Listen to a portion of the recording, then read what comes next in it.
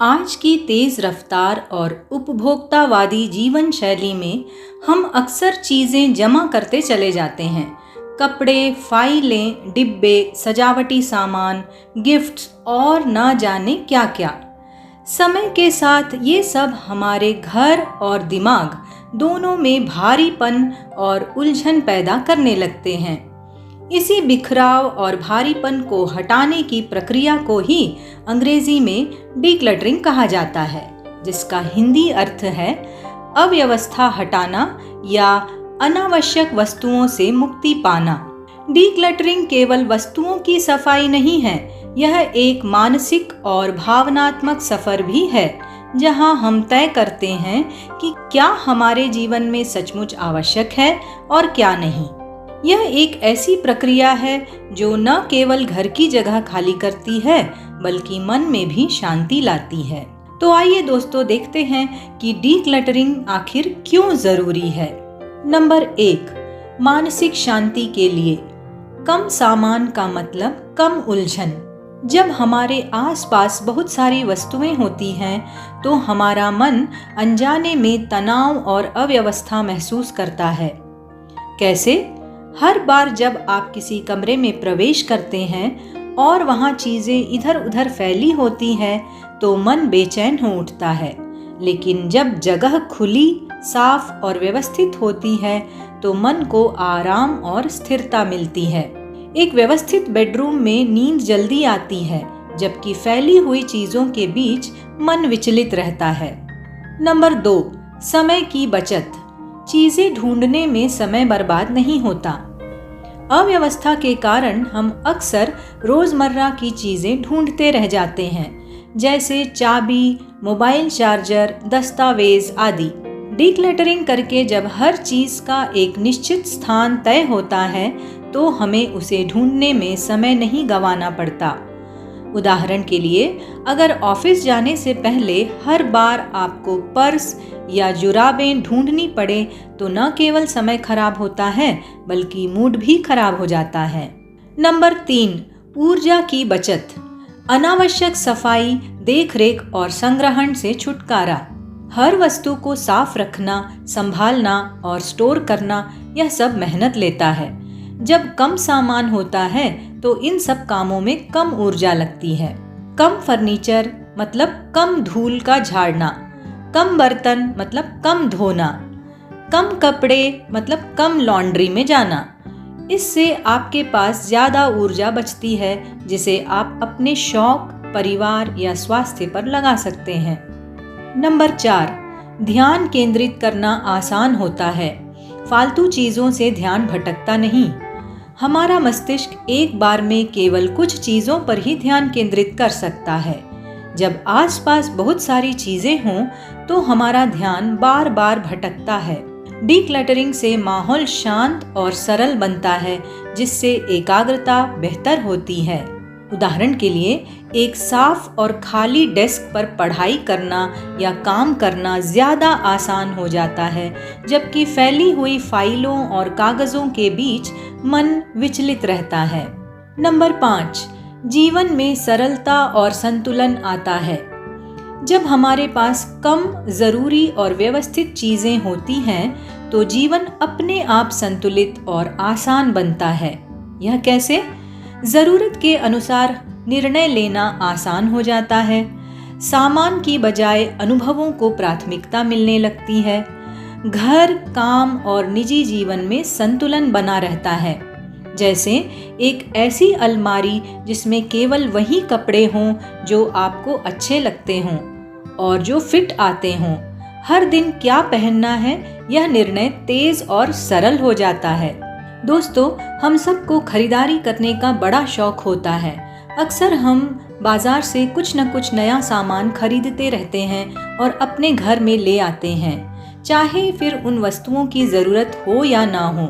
कुछ दिन हम इस्तेमाल करते हैं, फिर ये चीज़ें घर में यहाँ वहाँ पड़ी रहती हैं और देखते ही देखते बहुत सारी चीज़ें घर में जमा हो जाती हैं। तो आइए देखते हैं कि क्या क्या डीक्लटर किया जा सकता है, मतलब कौन कौन सी वस्तुओं को डीक्लटर किया जा सकता है। डीक्लटरिंग केवल फिजिकल चीज़ों तक सीमित नहीं है, इसमें कई आयाम हैं, तो 4 कैटेगरी में इन्हें बांटा गया है। सबसे पहले भौतिक वस्तुएं, जैसे पुराने कपड़े, खराब इलेक्ट्रॉनिक्स, अनपढ़ी या पढ़ी हुई किताबें, अखबार, रसोई के बेकार बर्तन, टूटा फूटा फर्नीचर। दूसरी कैटेगरी में आ जाते हैं डिजिटल क्लटर, जिसमें कि अनावश्यक ईमेल्स जमा होते हैं, डुप्लीकेट फोटोज जमा हो जाते हैं, पुराने ऐप्स होते हैं और मोबाइल नोटिफिकेशंस भी होते हैं। तीसरे कैटेगरी में मानसिक क्लटर, जैसे कि नकारात्मक विचार, अनावश्यक चिंताएं और ज़रूरत से ज़्यादा योजनाएं, ये सब एक क्लटर का काम ही कर रही हैं। चौथे कैटेगरी में होते हैं संबंधों का क्लटर, विषाक्त या एक तरफा रिश्ते, बेवजह की सामाजिक जिम्मेदारियां। हाँ दोस्तों, ये भी क्लटर का काम ही करती हैं। तो डी क्लटरिंग कैसे करना है, आइए समझते हैं स्टेप बाय स्टेप विस्तार पूर्वक। नंबर 1, एक स्थान से शुरू करें। गलती जो अक्सर होती है, लोग एक साथ पूरे घर को व्यवस्थित करने की कोशिश में लग जाते हैं, जिससे जल्दी थकान, निराशा और अधूरापन महसूस होने लगता है। फिर हम उसे वहीं पर छोड़ देते हैं। तो आपके लिए सुझाव ये है कि शुरुआत छोटे और आसान स्थान से करें, जैसे कि अलमारी, एक दराज, रसोई की एक शेल्फ या वर्क डेस्क। जब वहां संतुष्टि और हल्कापन महसूस हो, तब अगला क्षेत्र चुनें। नंबर 2, 4 बॉक्स मेथड अपनाएं। यह तरीका डीक्लटरिंग को व्यवस्थित और निर्णायक बनाता है। इसके लिए 4 अलग अलग डिब्बे, बैग या टोकरी भी रख सकते हैं। तो सबसे पहले रखना है, मतलब किन सामानों को रखना है। जो चीज़ें उपयोग में आती हैं, अच्छी स्थिति में हैं और आपको ज़रूरी लगती हैं, बेशक आप उन सामानों को अपने पास रखिए। देना है, अच्छी स्थिति की चीज़ें जिन्हें आप उपयोग नहीं करते लेकिन किसी और के काम आ सकती है, आप उन्हें डोनेट कर दें। फेंकना है, टूटी फूटी, खराब, एक्सपायर्ड या काम की नहीं रही वस्तुओं को जल्द से जल्द फेंक दीजिए। बिक्री, रिसाइकल, ऐसी चीज़ें जो मूल्यवान तो हैं पर अब आपकी ज़रूरत में नहीं आती, जैसे पुराने फ़ोन, इलेक्ट्रॉनिक्स, किताबें आदि। इन सबको आप रिसाइकल कर सकते हैं या सेल भी कर सकते हैं। तो लाभ क्या होने वाला है इससे? आपके लिए निर्णय लेना आसान होता है और प्रक्रिया व्यवस्थित रहती है। सवाल पूछें। जब किसी वस्तु को लेकर आप निर्णय नहीं ले पा रहे हों, तो खुद से ये सवाल कीजिए, क्या मैं इसे पिछले 6 महीनों से इस्तेमाल कर रहा हूँ? अगर नहीं, तो शायद अब इसकी ज़रूरत नहीं है। क्या यह मुझे खुशी देता है? कुछ चीज़ें भावनात्मक रूप से महत्वपूर्ण होती हैं, लेकिन अगर वो बोझ बन गई हैं, तो जाने देना ही बेहतर होगा। क्या यह मेरा जीवन सरल बना रहा है? अगर वस्तु केवल जगह ले रही है और उपयोग में नहीं हो रही, तो वह क्लटर ही कहलाती है। भावनात्मक जुड़ाव से उबरें। कई बार हम वस्तुओं को इसलिए नहीं छोड़ पाते क्योंकि उनसे हमारी भावनाएं जुड़ी होती हैं। याद रखिए, यादें चीज़ों में नहीं, अनुभव करने में होती है। यदि कोई वस्तु आपके लिए विशेष है, तो उसकी एक फ़ोटो ले लें और वस्तु को वहाँ से जाने दें। केवल वही वस्तुएं रखें जिनसे आपको आज खुशी मिलती है, ना कि केवल इसलिए कि वो किसी समय आपके लिए खास थी। जैसे किसी पुराने उपहार को रखना जो अब टूटा हुआ है या उपयोगी नहीं है, सिर्फ इसलिए कि वह किसी प्रियजन ने दिया था। तो सोचिए, क्या उसका भाव मन में है या चीज़ में? डिजिटल डीक्लटर करें। भौतिक अव्यवस्था के अलावा डिजिटल अव्यवस्था भी आज के समय में तनाव का कारण बनती है। अब इसे कैसे किया जाए? ईमेल्स अनसब्सक्राइब कर दीजिए। जिन प्रोफेशनल मेल्स की आपको ज़रूरत नहीं, उनसे छुटकारा पाइए।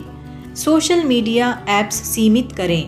केवल उन्हीं ऐप्स को रखें जिनसे आप जुड़ाव और मूल्य महसूस करते हैं। फ़ोल्डर बनाकर व्यवस्थित करें। डेस्कटॉप और मोबाइल स्क्रीन को साफ रखें। फ़ोटोज़ को एल्बम में बांटें। पुराने डाउनलोड्स हटाएं।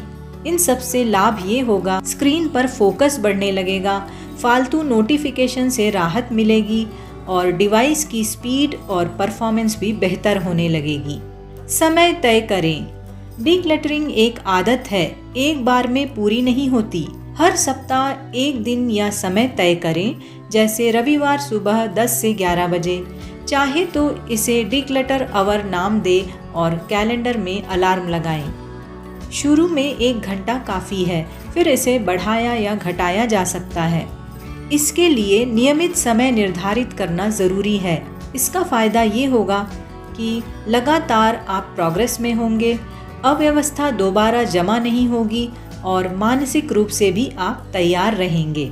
आइए बात करते हैं अब कुछ टिप्स एंड ट्रिक्स के बारे में, जिनकी मदद से आप डिक्लटरिंग को आसानी से पूरा कर सकते हैं। 1 in 1 out रूल। एक नई वस्तु लाने पर एक पुरानी वस्तु निकालें। इस नियम का मूल उद्देश्य यह है कि आपके पास हमेशा उतनी ही वस्तुएं रहें जितनी आवश्यक है। यह कैसे काम करता है? जब भी आप कोई नई चीज़ खरीदें तो घर में पहले से मौजूद उसी तरह की कोई एक पुरानी, टूटी या अनुपयोगी चीज़ निकाल दें। या तो दान करें, बेच दें या फेंक दें। उदाहरण के लिए, अगर आपने एक नया स्वेटर खरीदा है तो अलमारी में रखे पुराने स्वेटर में से किसी एक को बाहर कर दें। इससे क्या होगा कि वस्तुएं नियंत्रित रहती हैं, अनावश्यक संग्रहण से बचाव होता है और हर नई वस्तु का महत्व बना रहता है। मिनिमलिज्म अपनाएं। जितना कम उतना बेहतर। मिनिमलिज्म एक जीवन शैली है जो कहती है कि हमें वही रखना चाहिए जो वास्तव में आवश्यक, उपयोगी और सुकूनदायक हो। इसका उद्देश्य क्या है? कम चीज़ों में अधिक शांति पाना। कम वस्तुएं होंगी तो देखभाल भी आसानी से होगी और विचारों में भी स्पष्टता आएगी। जैसे 5 सजावटी वस्तुओं के बजाय केवल 1 या 2 को रखें जो आपको सबसे ज़्यादा प्रिय हो। 10 जोड़ी जूतों की बजाय 3 बहुउपयोगी जूते रखें जो हर मौसम में काम आएं। ऐसा करने से जीवन सरल और अनक्लटर्ड होता है, खरीदारी पर नियंत्रण रहता है और धन और समय की बचत भी होती है। 30 डे डिक्लटरिंग चैलेंज अपनाएं। रोज एक वस्तु हटाएं। इस चैलेंज के तहत आप हर दिन केवल एक चीज हटाते हैं। यह एक आसान और धीरे धीरे होने वाली प्रक्रिया है जिससे बिना दबाव के डिक्लटरिंग किया जा सकता है। हर दिन एक अलमारी, दराज, रैक, बैग आदि से एक वस्तु निकालिए। उसे एक दान या फेंकने वाले बॉक्स में डाल दीजिए और देखते ही देखते 30 दिनों में 30 वस्तुएं कम हो जाएंगी। इससे आपकी आदत में बदलाव आने लगेगा। मानसिक रूप से भी यह काम आसान लगेगा। लंबे समय में बड़ा परिणाम मिलता है। डिक्लटरिंग बड़ी बनाएं। साथ में करने से प्रेरणा मिलती है। कई बार अकेले शुरुआत करना कठिन लगता है, इसलिए किसी दोस्त या अपने जीवन साथी या भाई बहन या पड़ोसी को इसमें शामिल करें। तुलना करके सीख सकते हैं कि कौन सी चीज़ें ज़रूरी हैं। एक मज़ेदार प्रतियोगिता बना सकते हैं कि कौन अधिक डिक्लटर कर पाता है। भावनात्मक वस्तुओं से छुटकारा पाने में साथ होने से सहारा मिलता है। Donate with a purpose. चीज़ें दूसरों की ज़रूरत बन सकती हैं। जो वस्तुएं आपके लिए अनुपयोगी हैं वे किसी और के लिए ज़रूरत बन सकती हैं। तो वस्तुएं फेंकने की बजाय सोच समझकर दान करें। साफ और अच्छी स्थिति में उन चीज़ों को रखें। उन संस्थाओं से संपर्क करें जो कपड़े, खिलौने, किताबें, फर्नीचर आदि स्वीकार करते हैं। ज़रूरतमंद व्यक्तियों को सीधे देना अधिक संतोषजनक होता है। डिक्लटरिंग एक बार की प्रक्रिया नहीं बल्कि जीवन शैली है। जब हम अनावश्यक वस्तुओं, विचारों और लोगों से मुक्ति पाते हैं तो जीवन में स्पष्टता, सादगी और सुखद एहसास आता है। याद रखिए, कम में ही ज़्यादा है।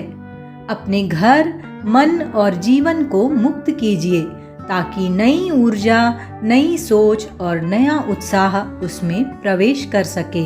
दोस्तों, अगर वीडियो पसंद आया तो लाइक, शेयर, सब्सक्राइब करना बिल्कुल ना भूलें। तो मिलते हैं अगले वीडियो में। धन्यवाद।